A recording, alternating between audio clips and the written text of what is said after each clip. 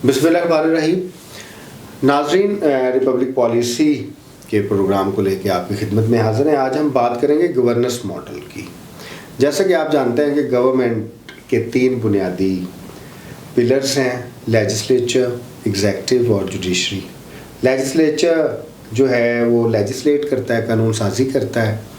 Implementation उसकी executive करता है, चाहे वो परमानेंट पार्ट है, चाहे ब्यूरोक्रेटिक एग्जेक्टिव है, और फिर उसकी जो तशरीह है वो अदालतें करती हैं। पाकिस्तान में अदालतों को फिर जुडिशल रिव्यू और एग्जेक्टिव रिव्यू बल्कि लेजिस्लेटिव रिव्यू के भी इख्तियारात हैं। अब जितनी भी गवर्नेंस की बाकी चीज़ें वो डिराइव्ड होती हैं, डेलीगेटेड लेजिस्लेशन है, पॉलिसीज़ हैं, दूसरी चीज़ें हैं, फिर एग्जेक्टिव में ऑर्गेनाइजेशंस तक आता है, ह्यूमन रिसोर्स तक आता है, लेकिन प्रिंसिपल ऑर्गन से ही चीज़ें नीचे आती हैं। मसलन अगर पाकिस्तान में गवर्नेंस बेहतर करनी है, तो क्रिमिनल जस्टिस सिस्टम बेहतर करना है, तो बुनियादी तौर पे हमने लेजिस्लेचर, एग्जेक्टिव और जुडिशरी की बेहतर परफॉर्मेंस करनी है। इनोवेशंस हैं, जो मर्जी हैं, समझना ये ज़रूरी है कि प्रिंसिपल ऑर्गन्स के बगैर गवर्नेंस बेहतर नहीं हो सकती। बाकी तो सारी डिराइव्ड ऑर्गेनाइजेशंस हैं, इंस्टीट्यूशंस हैं या मॉड्यूल्स हैं।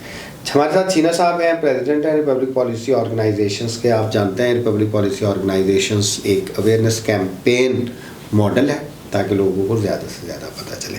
छीना साहब, बहुत शुक्रिया आपका प्रोग्राम में। छीना साहब, हम शुरू करेंगे लेजिस्लेचर जो मुकन्ना है पाकिस्तान की। पार्लिमानी निज़ाम है, नेशनल असम्बली है, सेनेट है, प्रेसिडेंशियल सेनेट है, फिर प्रोविंशियल असम्बलीज हैं जो हम लोग मुंतखब करते हैं। आप समझते हैं कि वो कानून साजी कर सकते हैं? Are they the lawmakers? बिस्मिल्लाहिर्रहमानिर्रहीम। इस सवाल का जवाब देने से पहले मैं चाहूँगा कि थोड़ा सा बैकग्राउंड समझ लें कि पाकिस्तान जो है ये नया एक मुल्क बना 1947 में, 1947 में, और हिंदुस्तान था वो आज़ाद हुआ। तो जो उस वक्त कानून बना उसको कहते हैं कानून आज़ादी हिंद या इंडिपेंडेंस ऑफ इंडिया एक्ट 1947। 1947 इस कानून से पहले जो इतने भी कवानीन बनते थे वो ब्रिटिश पार्लियामेंट में पास होते थे। इंडिया के बारे में जो भी कवानीन बनते थे तो वहाँ ज़ाहिर है वो लोग 8-10 हज़ार किलोमीटर दूर बैठ के इस खित्ते पे हुकूमत कर रहे थे, तो उनको जो ज़रूरत थी उन्होंने वैसे कवानीन बनाए। यहाँ तक कि जो अगर आप ब्यूरोक्रेसी की बात करें या जो उनकी हायरार्की थी, जो सरकारी मुलाजमीन थे, तो वो जो छोटे मुलाजमीन थे वो तो लोकल होते थे, जो कमांड करने वाले या जो पॉलिसी साज थे वो हमेशा से वहाँ से आते थे, जो है वो ब्रिटिश से, बरतानिया से लोग आते थे। सो आखिरी जो एक कानून 1935 में 1935 में एक गवर्नमेंट ऑफ इंडिया एक्ट जो है वो बना, जिसको तकरीबन उस वक़्त के जो सियासी लीडरान थे ना सब ने मान लिया, थोड़ी बहुत एहतजाज के साथ। तो उसके बाद वो जो 1935 वाला कानून था उसमें से जो ये सर्विसेज वाला हिस्सा था वो 1947 के कानून के तहत वो उसको ख़त्म कर दिया गया, ताकि दोनों मुल्क जो नए मुल्क बने हैं तो ये अपने कवानीन ख़ुद बना सकें। सो पाकिस्तान की बदकिस्मती ये रही कि 1947 से लेके 1956 तक, मतलब 9 साल तक कोई आइन नहीं बना। सो जो बुनियादी तमाम कवानीन का माखज़, जो कवानीन की माँ जो है, मदर ऑफ ऑल लॉज जो है, वो तो आइन होता है। उसके तहत इधर मैं आपको थोड़ा सा इंटरप्ट करूँगा। गवर्नेंस शुरू लेजिस्लेशन से होती है, कानून से होती है। जी जी। आपने फ़र्ज़ करेंगे एक अच्छा हॉस्पिटल बनाना है, या आपने अच्छा health system, public health system बनाना है, आपने क्रिमिनल जस्टिस सिस्टम बेहतर करना है, आपने IT में काम करना है, आपने साइंस में काम करना है, तो वो शुरू कहाँ से होगा? लेजिस्लेशन से। प्राइमरी लेजिस्लेशन होगी, डेलीगेटेड लेजिस्लेशन होगी, एग्जेक्टिव लेजिस्लेशन होगी, फिर उसके अलावा पॉलिसीज तक भी होंगे। तो हमारी तो लेजिस्लेशन ही क्वालिटी की नहीं है, हमने गवर्नेंस क्या अच्छी कर। यही तो मैं बात करने जा रहा था कि आपका 9 साल तक तो कोई आइन ही नहीं था। जो आइन के बाद तमाम कवानीन बनते हैं और उन कवानीन के ताबे जो तमाम आगे जो निज़ाम हुकूमत है उसने चलना होता है। तो ये एक बदकिस्मती रही।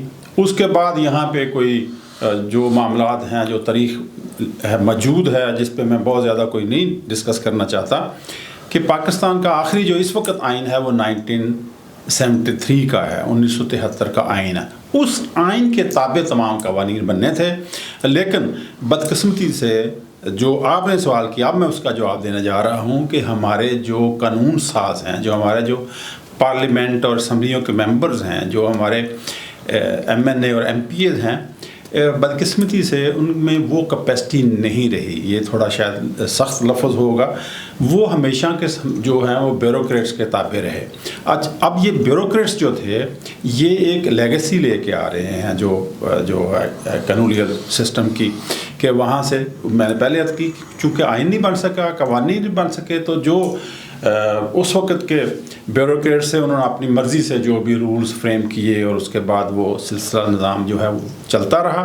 और 1973 का जो आइन है, इसमें बहुत सारी चीज़ें बड़ी वाज़ेह हैं, लेकिन अगेन वही हुआ कि फिर वो जो कानूनदान थे, जिन्होंने कानून बनाना था, जिन्होंने उस पर अमल दरामद करवाना था, तो वो हो ना सका, कानून सही ना बन सके, और ब्यूरोक्रेट्स जो हैं वही अपनी मर्ज़ी से कवानीन और रूल्स बनाते रहे। चलिए, अब लेजिस्लेशन, अब जब अच्छी लेजिस्लेशन नहीं होगी, उसके नीचे डेलीगेटेड लेजिस्लेशन नहीं होगी। नाज़रीन, आपको ये लेजिस्लेटिव प्रोसेस समझना चाहिए। जो सबसे सुप्रीम लॉ है वो कॉन्स्टिट्यूशन है। कॉन्स्टिट्यूशन के मुताबिक कानून साजी लेजिस्लेशन होगी, फिर लेजिस्लेशन के मुताबिक डेलीगेटेड लेजिस्लेशन होगी, फिर उसके मुताबिक एग्जेक्टिव लेजिस्लेशन होगी, उसके बाद फिर स्टैंडिंग ऑर्डर्स या सारा कुछ। तो ये सारी स्ट्रीम की अलाइनमेंट बहुत ज़्यादा ज़रूरी है कॉन्स्टिट्यूशन और लॉस के जितने जो टीयर्स हैं। मैं आप ही की बात को थोड़ा आप देखिए कि एक बड़ा जो 18th अमेंडमेंट है, ये भी 2010 में हुई है, इसको भी 13 साल हो गए हैं, अप्रैल 2010 में। तो ये आप देखिए कि ये बड़ा वाज़ेह था, उसमें इतना वो मतलब अच्छी चीज़ें लिखी हुई हैं कि वो एक तरह का समझ लें कि आइन को रीराइट किया गया, उसको बेहतर अंदाज में बनाया गया।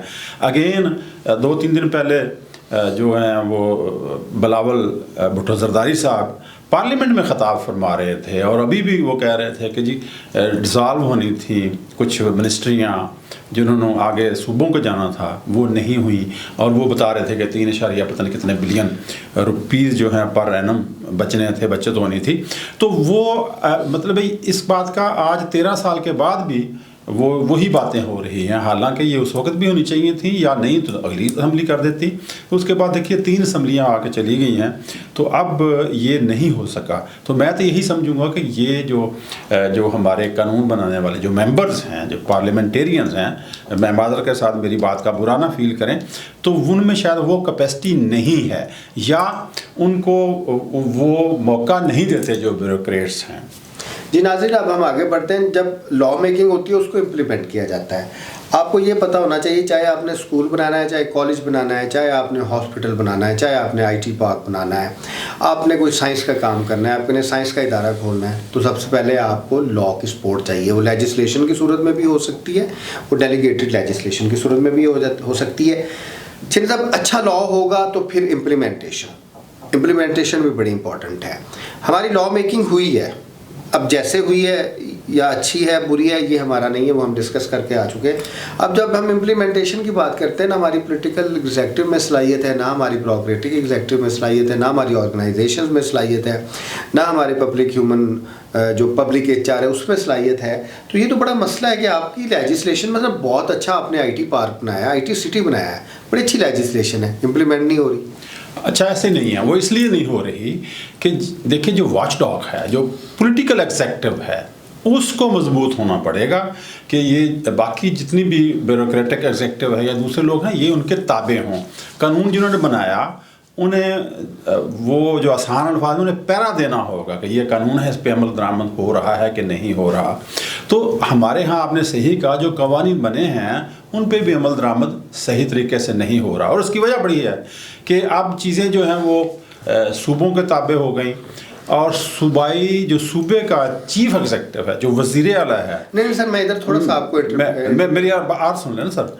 अब वहाँ पे वो जो देखिए जितनी जो ब्यूरोक्रेसी है उसने अमल दरामद करवाना है ना जी।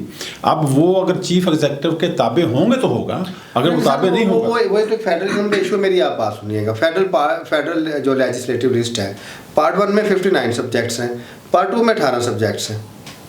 جی بالکل 77 سبجیکٹس کس کے پاس ہے؟ فیڈرل گورنمنٹ کے پاس، ڈائریکٹلی یا انڈائریکٹلی. بالکل 59 ڈائریکٹلی ہیں، 18 انڈائریکٹلی ہیں.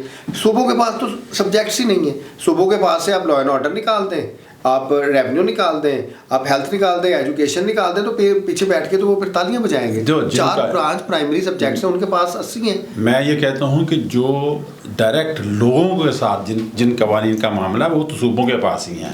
ڈائریکٹ لوگوں کے ساتھ جن کا معاملہ ہے کہ اب اگر صفائی نہیں ہے تو وہ وفاق نے آگے کروانی ہے. اگر کوئی چھوٹے قوانین جو ہیں، اگر شادی ہو رہی ہے، لوکل گورنمنٹ کی بات کر رہے ہیں، وہ بھی ڈسفنکشنل ہے. تو لوکل گورنمنٹ ہے ہی نہیں ہے. لوکل گورنمنٹ کبھی بھی کسی بھی پولیٹیکل جو سیاسی حکومتیں رہی ہیں کسی نے بھی الیکشن نہیں کروائے. ابھی سندھ میں ہوئے ہیں جو جس طرح کے ہوئے ہیں سب کو پتہ ہے. اچھا ہم اس کو ایسے کہتے ہیں، ناظرین آپ ذرا اس کو ایسے دیکھیے گا کہ گڈ گورننس کیوں نہیں ہے؟ کیونکہ لوکل گورنمنٹ نہیں ہے. لوکل گورنمنٹ کیسے نہیں ہے؟ لیجسلیشن نہیں ہے، لوکل گورنمنٹ ایکٹ نہیں ہے. جب ایکٹ ہی نہیں ہے تو امپلیمنٹیشن کیسے ہوگی؟ اگر ایکٹ ہوگا تو پھر امپلیمنٹیشن ہوگی. اب ہم اس کو آگے لے کے چلتے ہیں کیونکہ we are talking about 3 specific pillars. Judiciary, lawmakers, law implementation. اب جو لا کی تشریح کرنے والے ہیں ہم ان کی بات کرتے ہیں. پاکستان کے فیڈرل پارلیمانی نظام میں اوور ریچ ہے. اب عدالتوں کے پاس اگر آپ آرٹیکل 199 دیکھیں، ایگزیکٹو نے جو بھی کرنا ہے عدالت میں اس کو چیلنج کیا جا سکتا ہے. کتنی بڑی اوور ریچ ہے، اس طریقے سے تو ایگزیکٹو کام ہی نہیں کر سکتی. ہاں دیکھیے یہ چیلنج تو کیا جا سکتا ہے لیکن ایسا نہیں ہے. ایگزیکٹو جو ہے وہ اپنا کام کرے، جو قانون بنا ہوا ہے اس کے تابع تو سارے ہوتے رہیں گے. اگر وہ قانون سے بالا ہو کے کچھ کریں گے تو وہ ظاہر چیلنج ہوگا تو اس کا نیگیٹو امپیکٹ ہے. میں آپ سے بات کرتا ہوں. ہم ہیلتھ ریفارمز پہ کام کرتے ہیں. ہم اس میں یہ ایک چیز انڈورس کرتے ہیں کہ یہ 4, 5, 6 جو ہیلتھ پلانس ہیں نا یہ ہم امپلیمنٹ کریں گے. ہم لیجسلیٹ بھی کر لیتے ہیں. لیجسلیٹ ہو گیا، ڈیرائیوڈ رولز بن گئے، ڈیلیگیٹڈ لیجسلیشنز ہو گئی، اس کے اوپر سٹرکچرز بھی سارے کھڑے ہو گئے، HR بھی آ گیا، سارا کچھ بھی آ گیا. کوئی بندہ اس کو لے جائے عدالت میں جا کے چیلنج کر دے کہ یہ اس لیجسلیشن سے یا اس کانسٹیٹیوشن سے یا اس فنڈامنٹل رائٹ سے اس چیز کا متصادم ہے، تو ادھر 5-5 سال ہوتی رہتی ہے. تو آپ نے جواب خود ہی دے دیا اپنے سوال کا کہ جب آپ آئین سے متصادم کوئی چیز بنائیں گے تو وہ چیلنج ہوگی. چیلنج ہوگی تو وہ پڑی رہے گی وہاں پہ، اور یا اس کا رزلٹ جو ہے غلط آئے گا. تو یہی تو وہ چیزیں ہیں کہ آپ کے پاس جو ہیں وہ جب آپ کوئی قانون بنانے جا رہے ہیں تو اس کو ہر فورم سے مراد کہ اس کو پارلیمنٹ میں بھی، پبلک میں بھی، اور عام لوگوں کے پاس جو ہے اس کو ڈسکس ہونا چاہیے. اب چھیرے صاحب اس کے اوپر 2 پوائنٹ آف ویو ہیں. ایک پوائنٹ آف ویو یہ کہتا ہے کہ عدالتیں جو ہے نا وہ انتظامی کاموں میں اور لیجسلیشن مقننہ کی کاموں میں دخل اندازی دیتی ہیں. دوسرا پوائنٹ آف ویو یہ ہے کہ جو ہماری مقننہ ہے اور جو ہماری انتظامیہ ہے وہ اچھی لیجسلیشن اور اچھی انتظامی اسٹرکچرز کیوں نہیں بناتی.